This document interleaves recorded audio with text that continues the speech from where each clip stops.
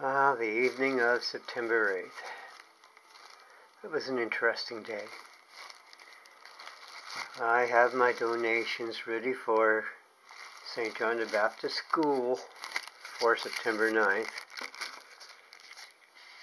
A ceramic period shale knife. Of course, without the handle. If I wanted to put a handle on it, it would look a lot different.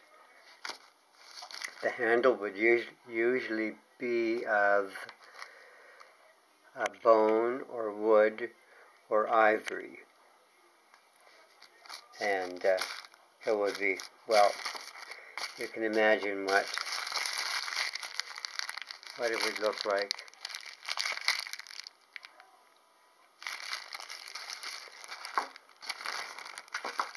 Imagine having to face a wilderness with short stone knives. Even if it was a sharp black flint, it would still be a short stone knife. It must have taken some courage for the Maritime Archaic, Susquehanna, the Paleo-Eskimo, and the ceramic period Indians to face a wilderness with stone knives and stone axes.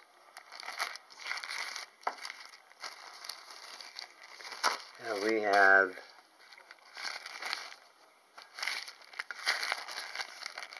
let's go back here for a second.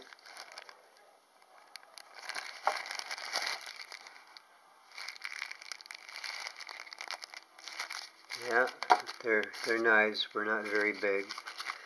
Now we have a fossil fan coral Jurassic period.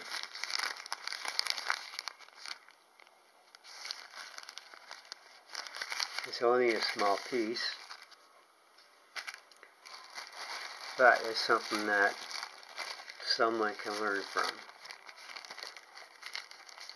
And here is fossil branch coral, Jurassic period.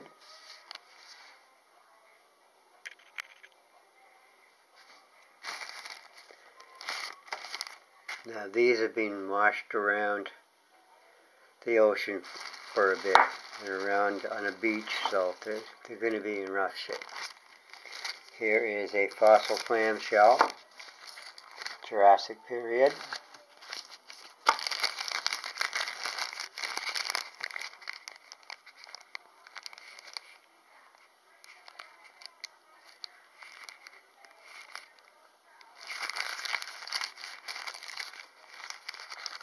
That's an interesting fossil, that one.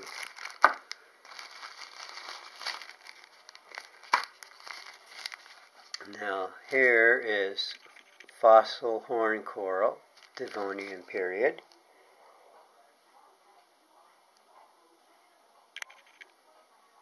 These are only small examples. And here is a plummet stone ceramic period. Well, two of them actually.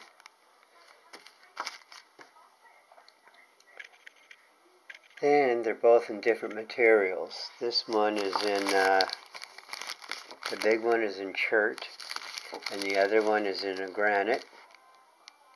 I should say the small one is in granite. They were used to hold fishing lines down, or nets. They would have bigger fishing weights for the nets, and for the really tough, strong lines for, say, sword fishing.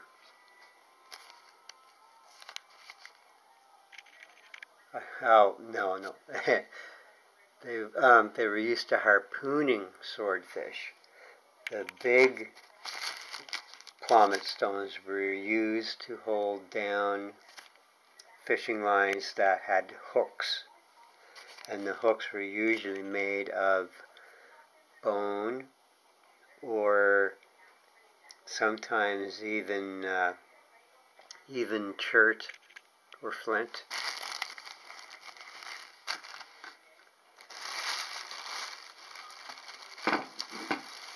here is when I first videoed this, I had called it crinoid, but I actually studied it and discovered what it really is. It is a borophyll. It is a Cretaceous borophyll made by thalassinoids. And I have to say, it's really interesting. There must have been a lot of them, because they made all kinds of trails and burrows.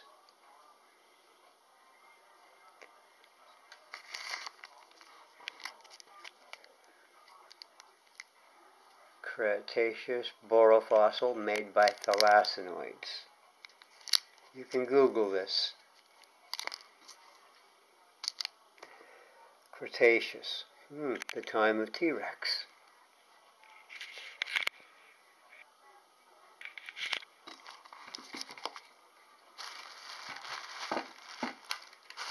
And this.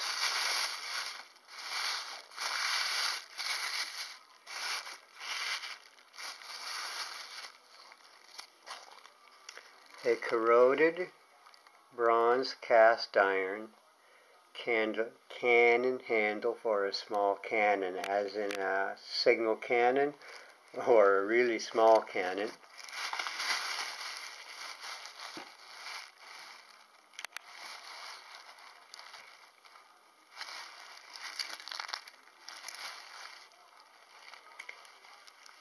Now these, for cannons, they would have two brackets.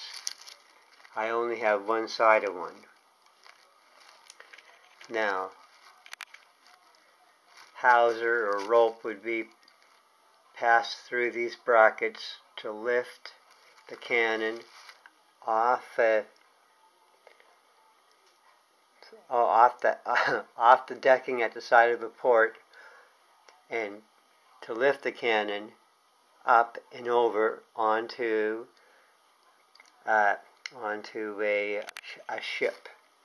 And this is what they use to lift the cannons up.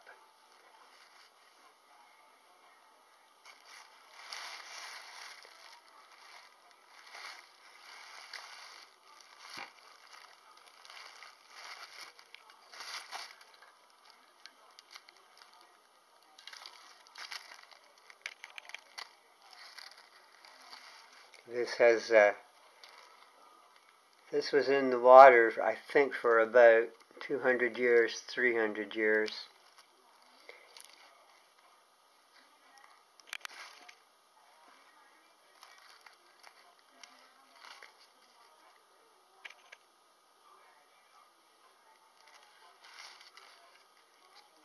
And this here was only for a small cannon.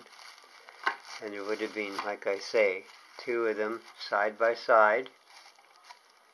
And they were used to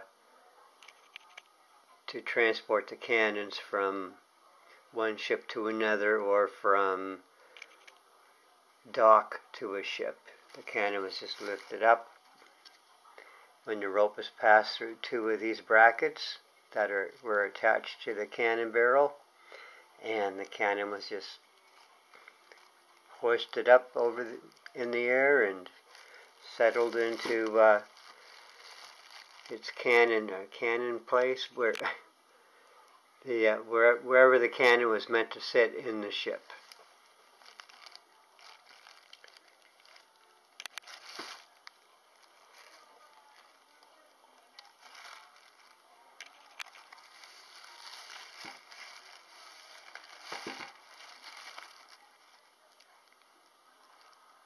I don't know if this is English or French or what. I don't know what kind of nationality use this type of cannon handle, but I'm guessing it's a cannon handle. That's what I'm guessing.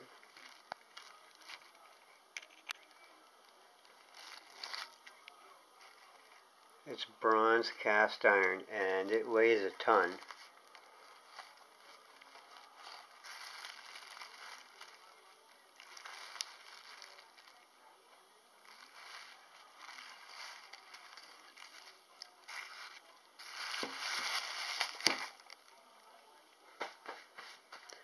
Okay, and that is my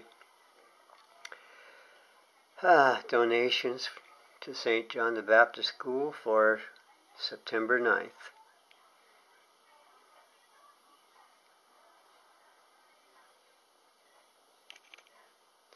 I will see you online.